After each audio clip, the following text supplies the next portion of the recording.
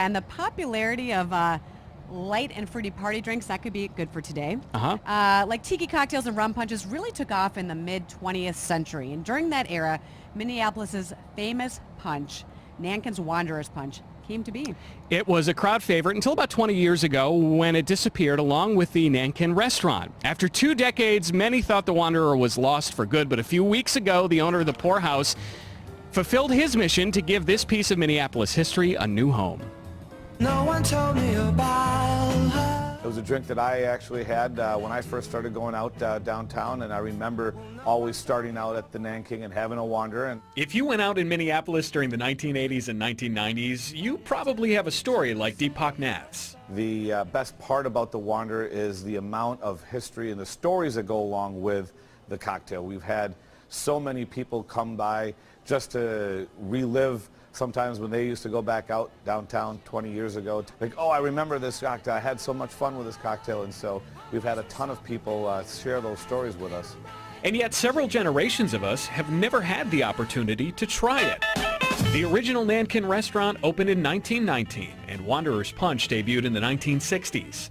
The Wu family owned the Nankin when it closed for good in 1999, but their son Edmund carried a flame for the drink and the nostalgia and worked with the Pourhouse to bring it back. The Wanderer has had many impersonators, and people try to copy it. Even on the internet, you find many recipes out there. None of them are perfect, none of them are truly correct, and so he wanted to reintroduce the cocktail to a whole new generation of followers. Tell me what it is. What is the punch? It's a rum-based cocktail. The actual ingredients I don't even know myself. I've been sworn to secrecy, and it's perfect for the summer. It's very refreshing.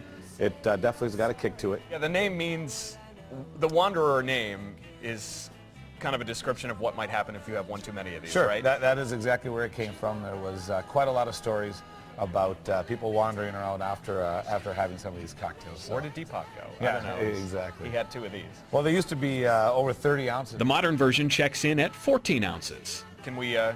can we give it a go here? Well, Cheers. Cheers. Yes, so that really doesn't taste like alcohol at all.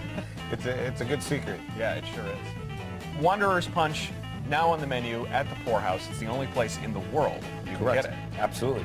The original. But if too late to say you're sorry, how would I know? Now, Jen, you grew up around here. Do you have any experience with the Wanderer? I have not tried, so now I'm going to have to test it Yeah, out. everybody that I brought it up to who grew up around here at the station had some story. Okay, Most of them you can't tell gosh. on the air.